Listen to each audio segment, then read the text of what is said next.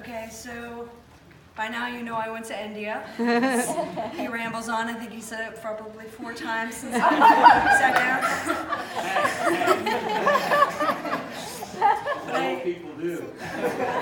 But I do thank everybody that contributed, and if you did, I would like to say a personal thank you. So please come up to me after all of this. Before I went, I didn't really know what God was calling me to do, because I'd been someplace really much closer, doing something just as foreign to me that God says is pretty influential in my life. I didn't know what it was for. All I know is that He was calling me there for a reason. So I saw a woman speaking about sex trafficking issues and realized that the church that I attend in Ohio touched on some of the same issues. If you don't know, it's the largest sex trade industry in the world in India. Over 400 million women are trafficked every day. 24 hours a day, 7 days a week without break.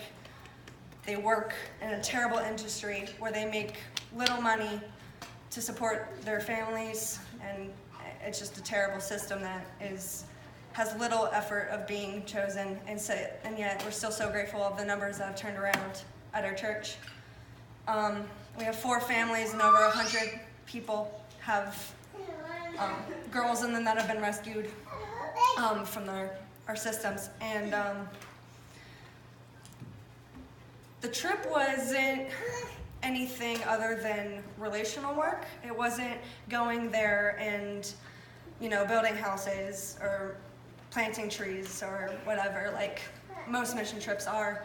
It was to treat these women like God would treat them, because they've never, ever experienced that kind of love. So we celebrated them like God celebrates every single life He's created.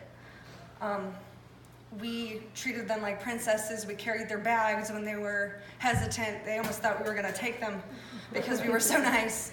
And no girl who's been treated like dirt since they were 6 years old, as little as that, as little as my sister's age.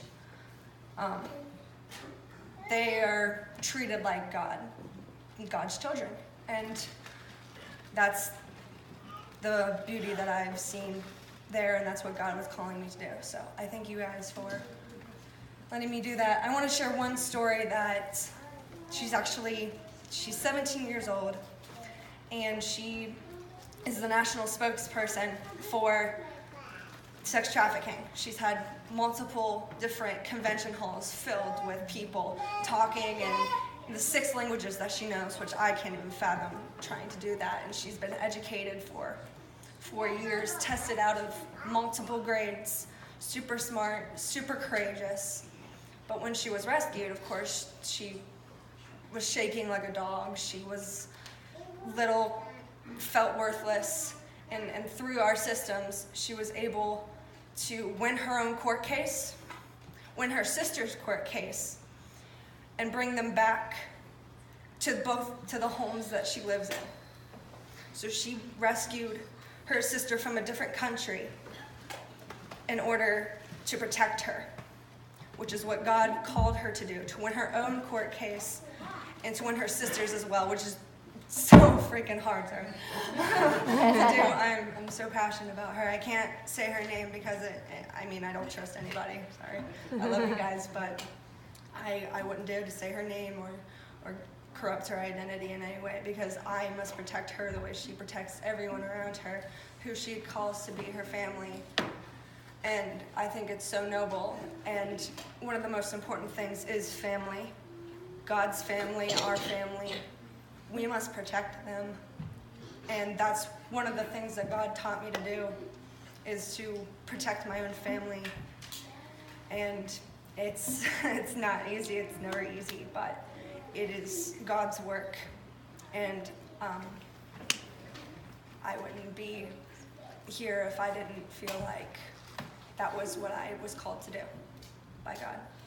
So I thank you guys for listening to me.